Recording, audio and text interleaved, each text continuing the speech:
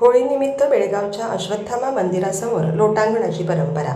बेळगाव शहरातील पांगुळ गल्ली येथील अश्वत्थामा मंदिरासमोर लोटांगण घालण्याची परंपरा देखील प्रतिवर्षाप्रमाणे पार पडली। नवस्फूर्ती झालेल्या भक्तांनी अश्वत्थामा मंदिरासमोर लोटांगण घालून नवस फेडला। यंदा चंद्रग्रहण असल्याने सकाळी 8:30 ते 10:30च्या दरम्यान लोटांगणाचा कार्यक्रम पार पडला। लोटांगण कार्यक्रमाच्या वेळी शेकडो भाविक पांगुळ गल्लीत उपस्थित होते।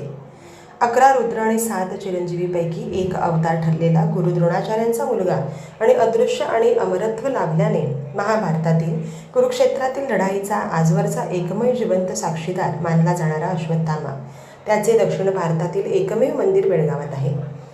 मंगळवारी बेळगाव शहरातील रंगपंचमीच्या निमित्ताने हजारो भाविकांनी लोटांगण घातले। येथे कोणतीही मागणी करून लोटांगण घातल्यास ती पूर्ण होते असे लोक मानतात।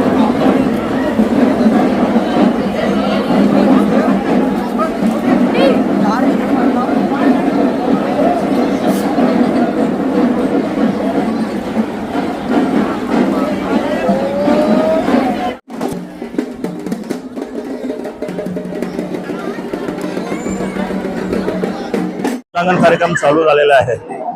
हा पारंपरिक आहे। मला वाटतं आम्ही पण जन्मलो नव्हतो तेव्हापासून हा कार्यक्रम चालू झालेला आहे। आज माझं जवळ वय 64 वर्ष आहे, तरी हा कार्यक्रम पूर्वीपासून पारंपरिक चाललेला आहे। अश्वत्थामा मंदिर हे देवस्थान दोनच आहेत, एक उत्तर प्रदेशमध्ये आणि एक पांगुळ गल्लीमध्ये दक्षिणेकडे आहे। तर याला महत्व फार आहे, कारण इथं काय पूर्वीपासून जे आता लोटण घालतात त्यांच्या मागण्या होत्या काहीतरी बाबा, म्हणजे असं अंगावरती बाबा खरूज येणं किंवा रोगराई होती, त्यासाठी हे लोटांगण पूर्वापार चाललेलं आहे।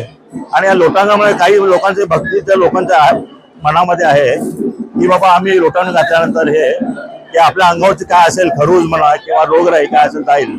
हे पूर्वीपासून चालत आलेली परंपरा आहे।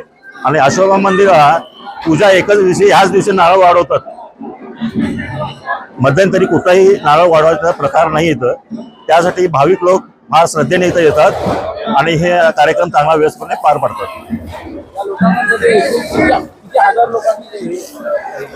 जवळजवळ म्हणजे कसं आहे, आता हा कार्यक्रम प्रशासनामुळे आम्हाला सकाळी लवकर चालू करावा लागलेला आहे।